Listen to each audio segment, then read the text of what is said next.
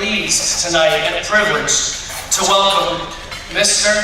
Senator Rick Santorum as our keynote speaker for this evening's Standing in the Gap Banquet. Would you please welcome me? Welcome with me, Rabbi.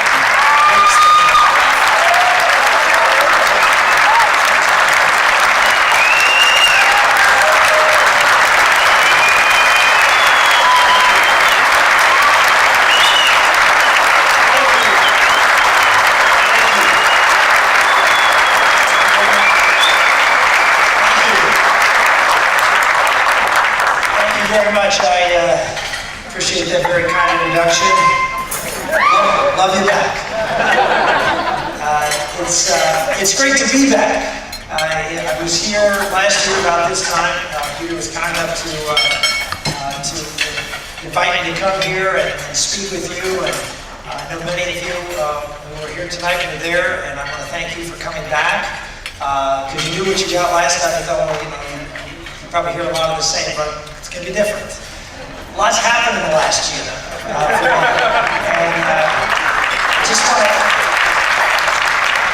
I want to share a few things with you. First, just let me thank each and every one of you for what you do to help Peter and the Family Institute here. And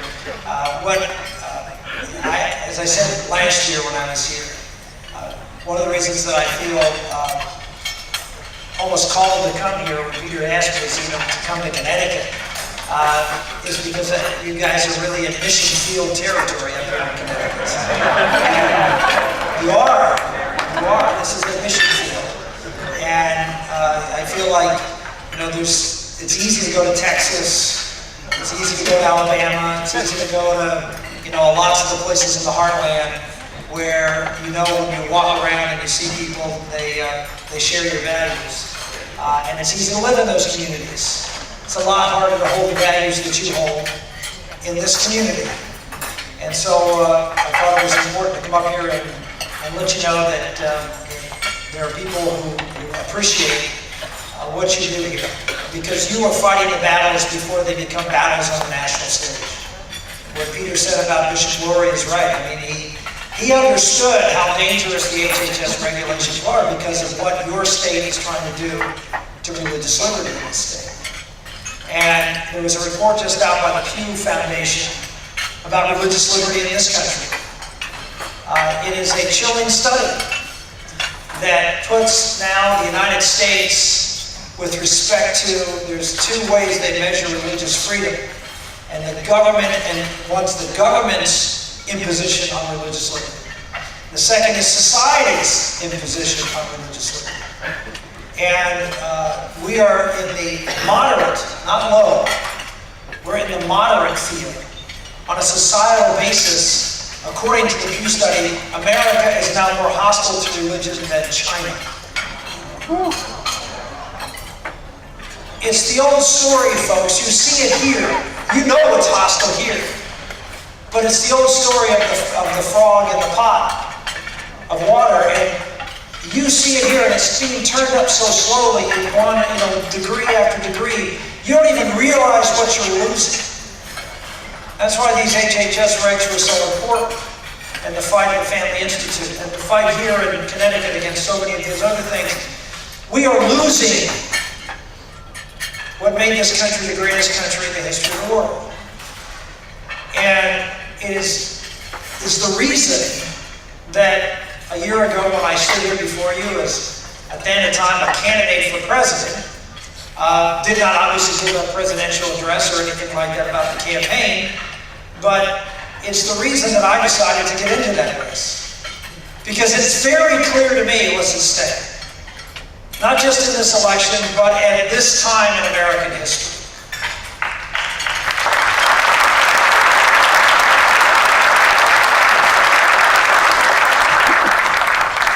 This country is a great country because we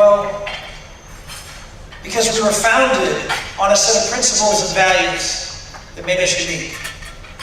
I remember doing a debate with Howard Dean at Northwestern University a couple of years ago, and he was asked the question in the crowd, what is the greatest virtue in America? And Howard Dean's answer was diversity. That's the greatest virtue. I reminded the students that the motto of the Great Seal is E pluribus unum, which is out of many, one. The greatness of America is not our diversity. The greatness of America is that a diverse culture can come together as one. That is the greatness of America.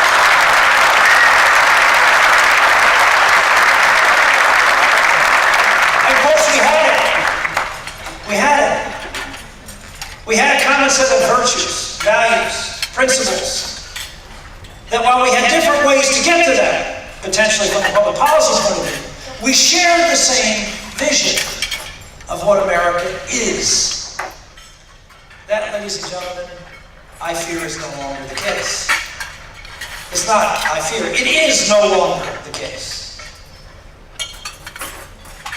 My grandfather came to this country. He stepped on American soil after having lived and grown up in the northern part of Italy, fought for Austria-Hungary because that part of Italy was part of Austria during the First World War. Almost died on the Russian front.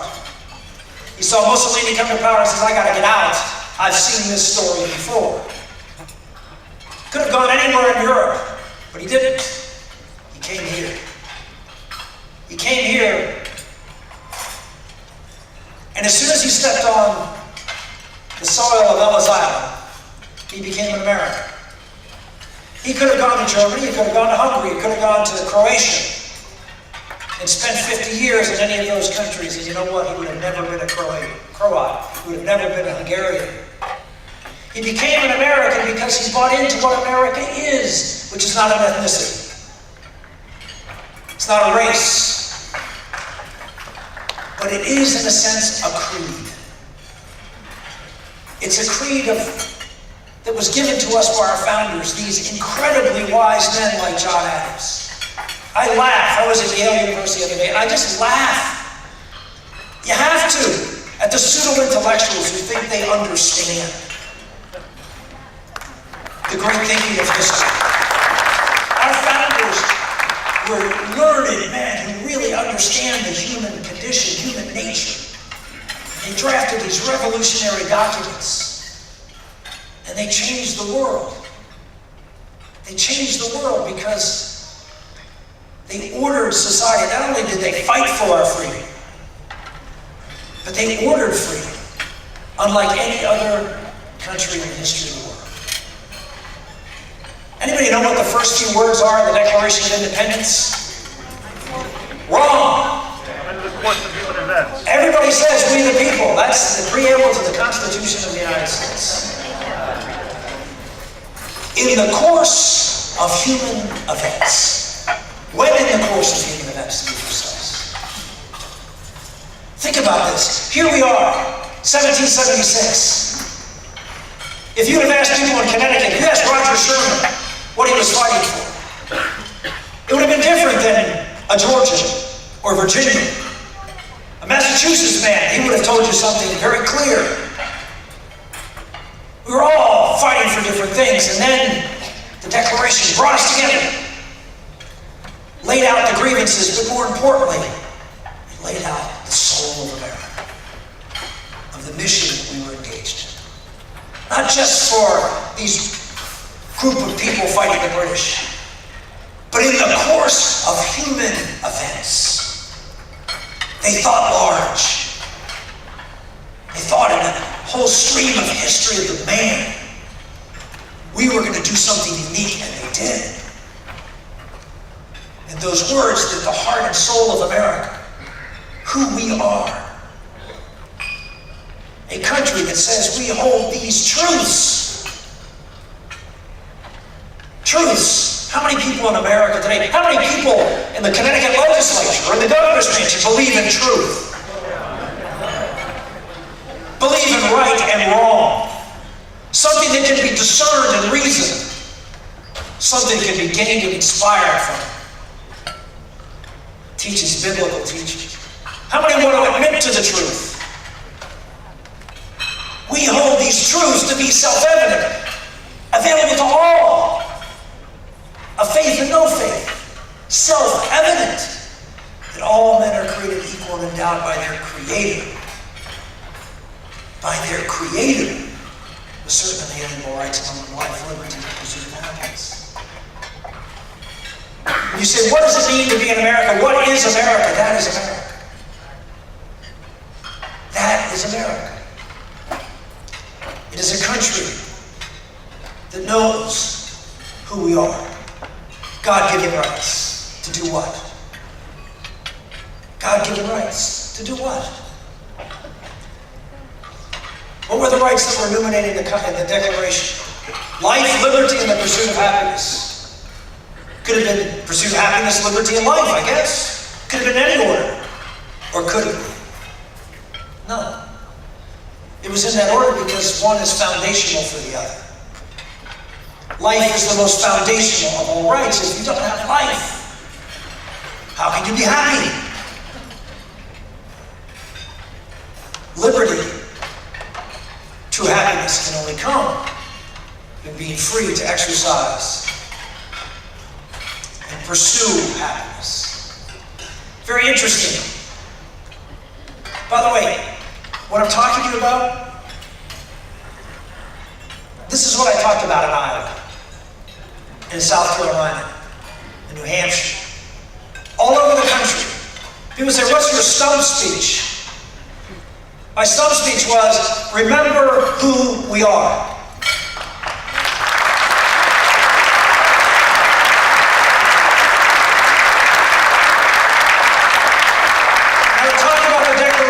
Founding principles, and I had someone come up to me and share with me an insight that I had not considered. I'd always thought about life, liberty, and the pursuit of happiness, and I thought to myself, doesn't that sound a little light? You know, life, huge right. Liberty, wow, big thing. Happiness. I mean, think about it. Happiness? Is that something that our founders really want to be? They want us to be happy? I mean, you want that on your tombstone? Here lies Rick Santorum. He was happy. Is that what our pursuit is in America? To be happy? Couldn't be. Well, it isn't. Because our founders understood happiness to be different than the colloquial definition of happiness today. Happiness today is enjoyment, pleasure, something that pleases you, not to our founders. Someone showed me the dictionary definition of happiness in Webster's first dictionary, back in the early 1800s. And showed me some of the readings and writings of our founders. You know what they understood happiness to be? True happiness. What is true happiness? What makes an individual truly happy? Knowing, loving, and serving God.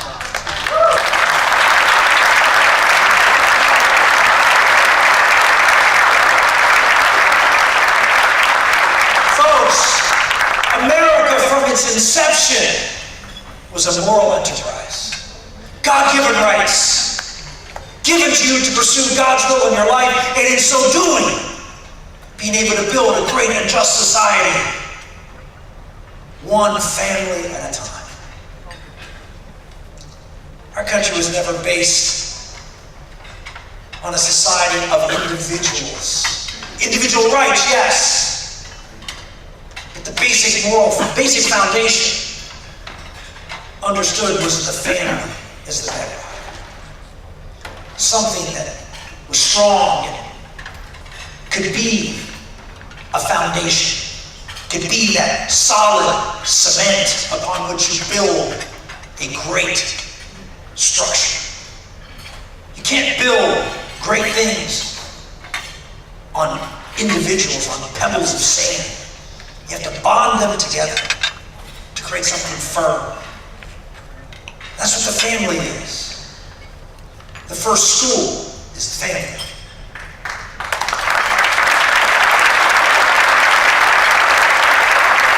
Why do you think the left so much wants to grab your kids earlier and earlier to put them in not just Head Start, but extra Head Start and super Head Start? I mean, they're going to be catching them out of the womb here pretty soon and taking them to a government school. And look at it. But the family is the first school. It's the first hospital. It's the first economy. It's the first everything. It's the first responder. If you look at those two foundational institutions, faith and the family, that's what America was built upon. And we established a constitution of limited government because we believed in the unlimited potential of the American people, and it worked. 200 years, 235 years of America. And match that up against the 2,000 years before America, the 1,776 years. Life expectancy at the time of the Revolution, 35, just what it was at the time of Jesus Christ. An agrarian society, just as it was at the time of Jesus Christ. And look what America has done for the human condition. Life expectancy doubled, an industrial revolution, a technology revolution. Poverty in America today, 99% of people in America have cell phones. Look at what poverty is considered today versus even 50 years ago. Ladies and gentlemen, America has worked because we believed in those basic institutions and values. And they are under assault. They are under assault by a group of people who have a different idea of a revolution. There was another revolution that occurred at the time of the late 1700s. You may remember it. It was the French Revolution. The American Revolution was about the Declaration of Independence and those words I shared with you. The French Revolution was about 3 words. 2 of them in common with ours: equality and liberty. But the third was different. And of course, it made all the difference. Ours was about equality, liberty, and God-given rights. Theirs was about equality, liberty, and man-given rights. Fraternity was the other word of the French Revolution. Rights came from your brothers, from the government. It was a specifically anti-clerical, secular revolution. It was a completely different model of liberty. We believe in liberty being in each and every person and giving these people collectively through their own religious and virtuous life, through the church and through the family, to instill that virtue and to build a just and free society from the bottom up. Not the French. They believed that the elite should order liberty from the top. The equality of results, not equality of opportunity. And what did it lead to? Man-given rights. A constitution was not dissimilar from ours. The first of, I think, now 23 French constitutions. Their constitution was very similar to ours, but the Declaration, Lafayette, when he left America, brought with him in a frame picture a copy of the Declaration of Independence. Next to it, he left a space, a blank, in that picture frame for France's Declaration of Rights, which never came. He died with that picture on the wall, with a blank next to the Declaration. Today, ladies and gentlemen, the people who would like to transform America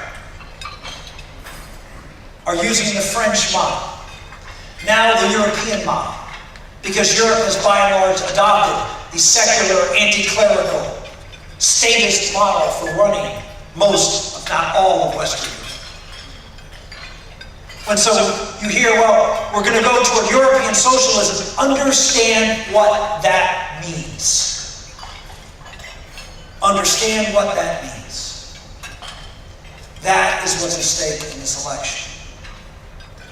And of course, how do they get there? How do they take this vibrant, successful American story that de Tocqueville wrote about in Democracy in America? How do they take these basic institutions that built America and transform them? They attack them. Who are the only 2 institutions standing in their way? Because they control just about everything else, folks. They control the universities. They have for a long time.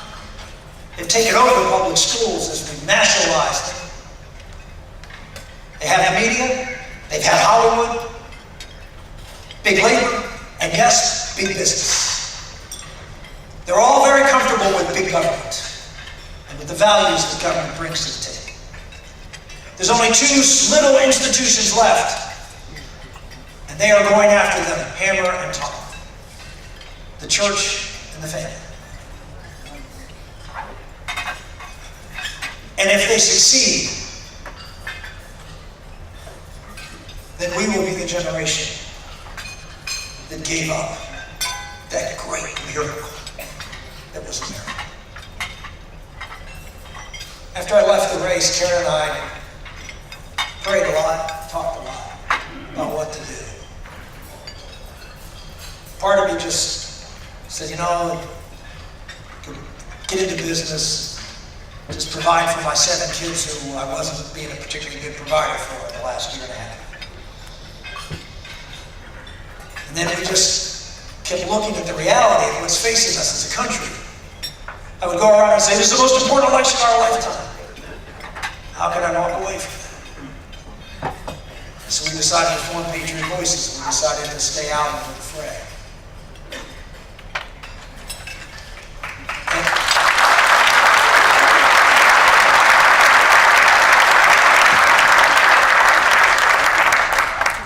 And we're going to go out and talk about the importance of faith in our society.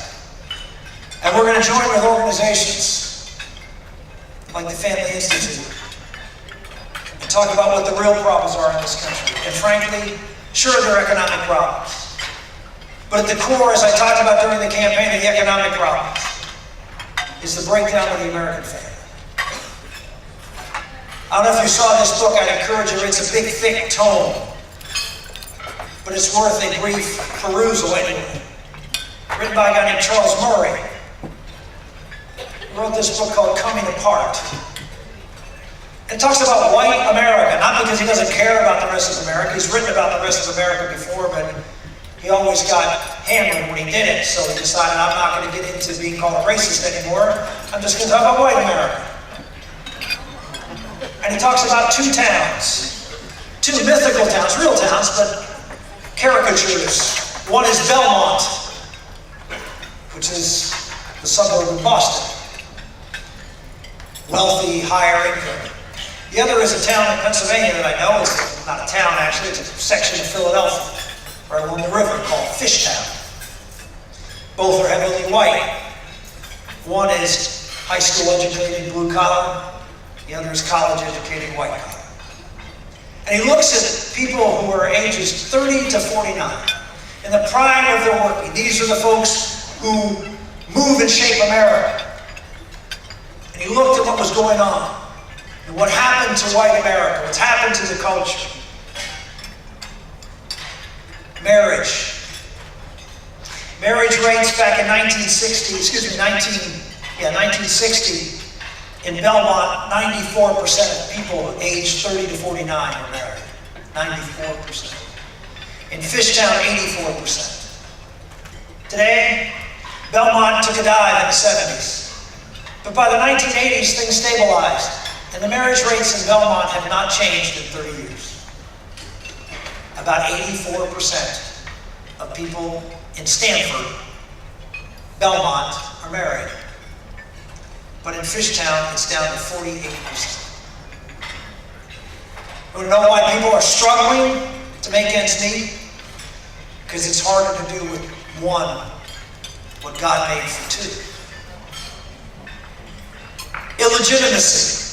I know we don't use that word anymore. We use the word out-of-wedlock births or single-parent births because we don't want to put any stigma on that. In 1960, the illegitimacy rate in Fishtown and Belmont was 2%. Most people were married, and most people have children in wedlock. This is before abortion was legal, which was supposed to handle the problem of unwanted children. What happened? Well, it went from, in 1970, when they started measuring single moms having children, 6% was the number in Fishtown of children born out of wedlock. It's now 44%. In Belmont, it went from 1% to all of 5%. Religiosity. You hear so much about, well, you get these good, solid earth people, but they're struggling, but they're holding on to their faith. Not anymore. Not anymore. In Belmont, in 1972, when they started measuring this, it was 29% of people who either didn't go to church or only went once a year. It's 38% in Fishtown. Today it's 40% in Belmont, up a little. It's 60% in poor communities, middle-income communities in America. Here's a short synopsis. Those who are the elites, the people living in Stanford and Fishtown,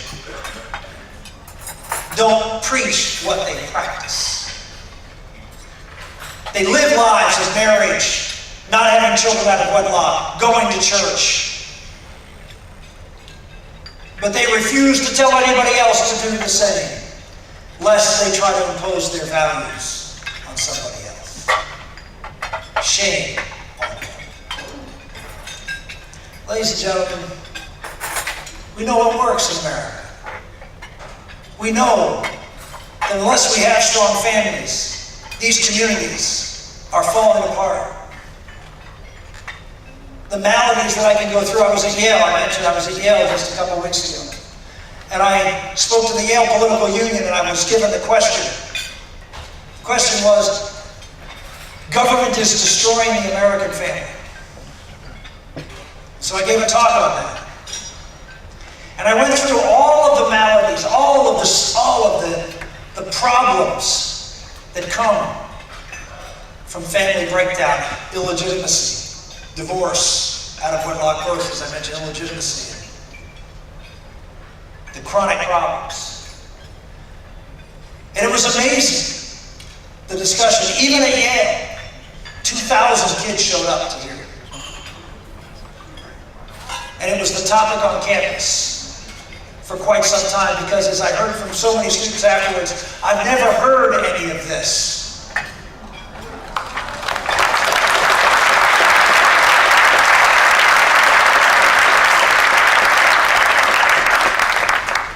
The work that's being done by Peter and this organization here in Connecticut and others like it around this country is vital for the future of our country. People I know are very pessimistic. I know you have to feel that way up here in Connecticut, that you're just fighting a losing battle. But I don't know if you remember what I said last year when I was here. And I talked about my own personal journey, my own walk of faith, if you will. I shared with you Mother Teresa's saying that God does not call on you to be successful, He calls on you to be faithful. I ran for President of the United States. I announced for President in June of 2011. My last political race, I lost in Pennsylvania by more than any incumbent senator in 40 years. I lost almost 20 points. And so, of course, the logical thing to do is to turn around and run for President of the United States.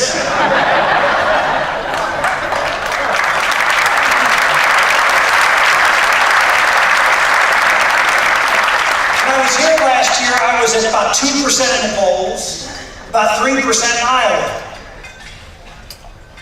People ask me why I continued. Why did I go on? Because God doesn't call you to be successful. People would ask me, are you running for president? Before I announced, I said, no, I'm not running, I'm walking. I'm walking, trying to discern what God wants me to do. And it was clear to me that that's what I had to do. As irrational, illogical as it sounds, the improbability of success was probably not even close to zero, it was below zero.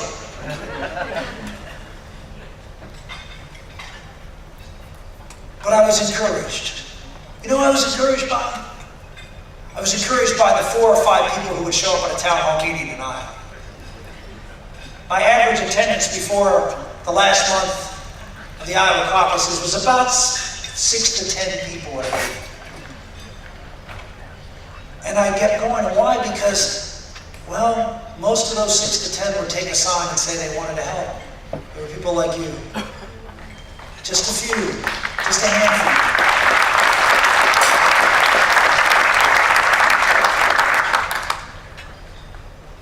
I almost felt like at the end of every one of my town hall meetings to break into Henry V, St. Crispin's speech, the Band of Brothers speech. But we went out and talked about the issues I shared with you. We brought a whole new discussion of the importance of faith and family, of life. And I did so without apology. People say, well, you didn't win. Let me share with you an article that was written. Many of you may have remembered we were sort of traveling in anonymity in Iowa, and finally, the last 2 weeks it just sort of exploded. We went from literally 5% of the polls, in 2 weeks we won with 25%. And we spent on advertising during that time $30,000.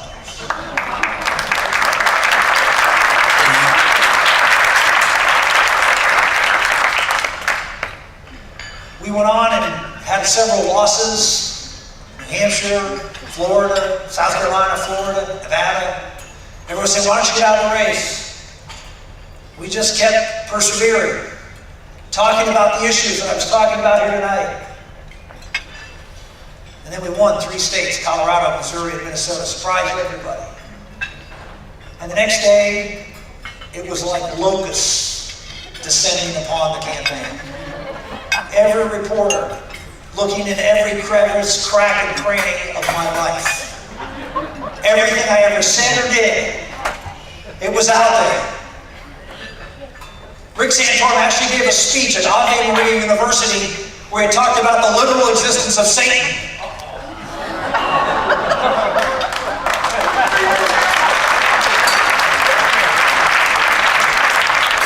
I know some of you may want to leave the room now. And I had reporters coming up and say, do you actually believe Satan exists? I'm not kidding. Don't feel bad for them. Pray for these reporters. They just don't know.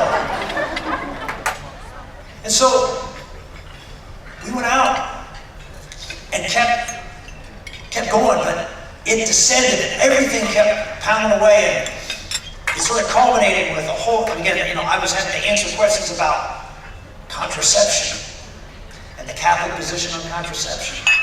Never thought a presidential race would revolve around the Catholic teaching on contraception, but it did.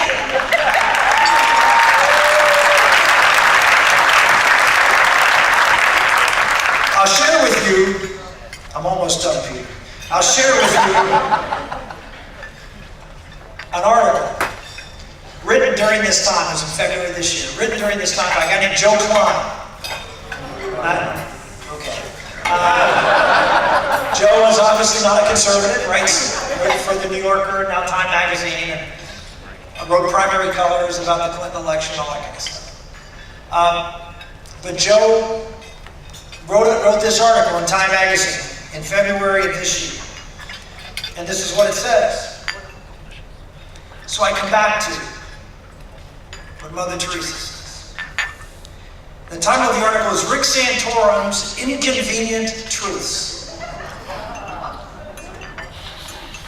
Bob Schieffer of CBS News is the gold standard for sane and solid American TV journalism. I'm going to put a parentheses around that. But for Joe, he is.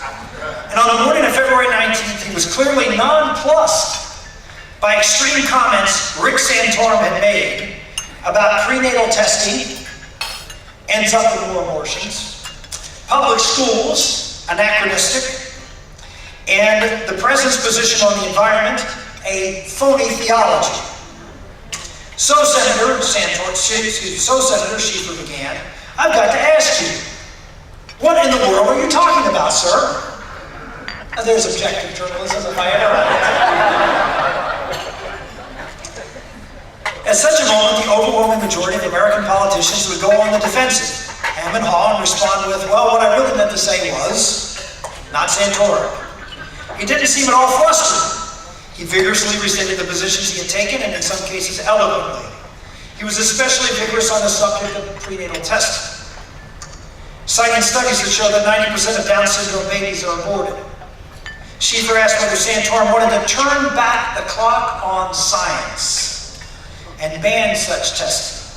No, Santorum replied, but the federal government should not be promoting procedures like amniocentesis, which, by the way, is covered 100% under Obamacare, which are, quote, used for the purposes of identifying children who are disabled in the womb and in most cases end up eliminating them in abortions. Santorum has become the inconvenient candidate, even for those who agree with him. These are delicate issues to be handled delicately. The Right to Life movement has been particularly clever and disciplined in changing public opinion about abortion over the last 20 years. It's gone after the most egregious and grisly outliers, like partial birth. It's gotten major boosts from science, ironically. Let me read that again. It's gotten a major boost from science, parenthetically, ironically, as sonograms have made it impossible to deny that from a very early stage, that thing in the womb is happening.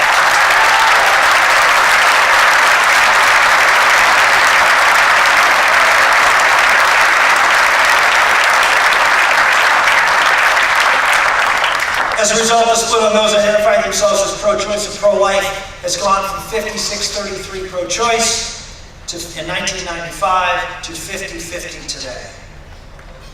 In the days after the interview, audio was unearthed in 2008 Santorum speech in which he seemed to argue the literal existence of Satan. And then he goes on and beats me up a little bit more. I'll skip a paragraph or two, and he goes, well, when you leave Satan aside, there's something admirable about Santorum's near tyrannic insistence on bringing up issues no one else wants to talk about. His position on education. His position on education that parents need to spend more time supervising their children's schooling draws stifling groans from overworked parents and his audiences, but he's right. Parents know best how their children learn. His emphasis on the importance of intact family is undoubtedly correct as well. Every major study since 1960s has shown the disaster that results from out-of-wedlock births. Even Santorum's use of prenatal testing raises uncomfortable issues for many people. It was a sonogram that helped determine that Santorum's son, Gabriel, needed microsurgery in the womb to clear his bladder. Rick and Karen decided to fight for Gabriel's life, which nearly cost Karen her own. And they passionately embraced that child during his 2 hours of life on earth. They spent the last 3 years caring for their daughter, Isabella, whose genetic defect, trisomy 18, is an early death sentence. Almost 100% of trisomy 18 children are encouraged to be aborted, Santorum told Schieffer. Final paragraph. I'm haunted by the smiling photos I've seen of Isabella with her father and mother, brothers and sisters. No doubt she struggles through many of her days. She nearly died a few weeks ago, but she has also been granted 3 years of unconditional love and the ability to smile and bring joy. Her 10-year survival has given her family a deeper sense of how precious even the frailest of lives are. All right, I can hear you saying the Santorum family, of course, may be admirable, but shouldn't we have the right to make our own choices? Yes, I suppose. But I also worry that we become too averse to personal inconvenience as a society, that that we're less rigorous parents than we should be, that we farmed out our responsibility, especially for the disabled, to the state. And I am grateful for Santorum for forcing on me the discomfort of having to think about the moral implications of his daughter's smile.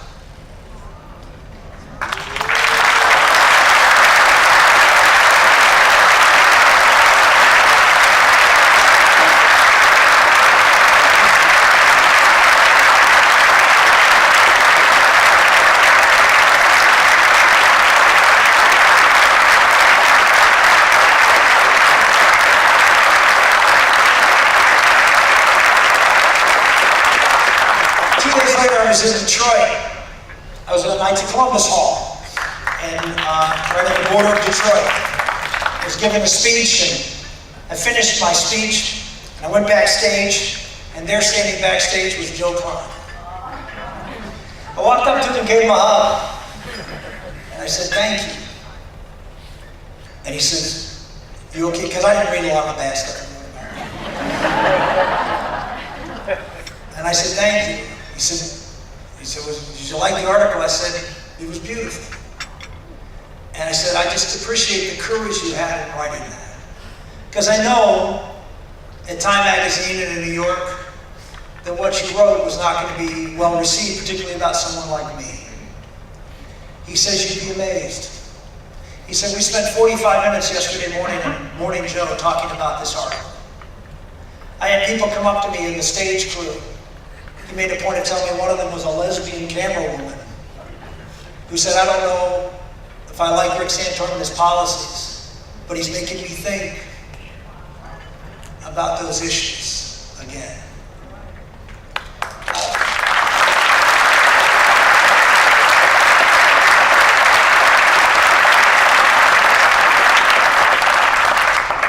The truth is powerful.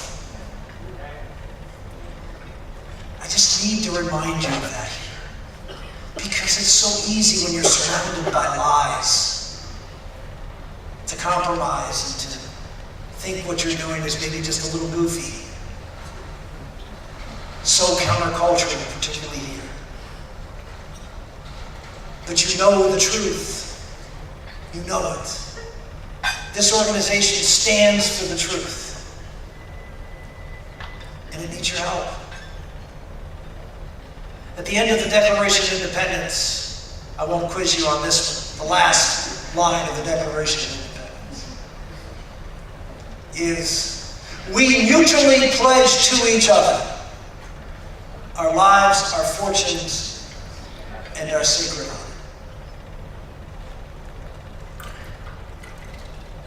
Think about what they said and what they could have said.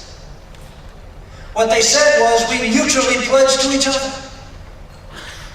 And you would think these men, Jefferson, who wrote this in one draft, would have said something loftier. "We pledge to Almighty God. We swear to on divine providence." You would think that would have been a heftier oath. But they didn't. Because these were very practical men. They understood. A pledge mutually made to each other is one where someone right next to you holds you accountable. They understood what the fight was. They were fighting for their lives. They would all be executed, every one of those signers. It's treason, for treason. They were in it together. Many of you have served in the armed services. If you've ever been in a foxhole, and I've talked to many who have, you're fighting for your country. You're fighting for freedom. But at that very moment, you're fighting for the guy next to you in the foxhole, for you to survive. That's where they were, folks. Lofty things, but they understood they were fighting for their survival. We are fighting for the survival of what they built and what generations of Americans have sacrificed. So I ask each and every one of you today. You can walk out of here and say, oh boy, that was great. Feel better or worse. And if you do what you were planning on doing before you walked in here, our country, you, all of us, will bear the responsibility for being the generation that lost America. So I ask each and every one of you tonight to mutually pledge to each other. Find a buddy, a spouse. If you want to keep the marriage healthy, find someone other than the spouse. Find someone to hold each other accountable.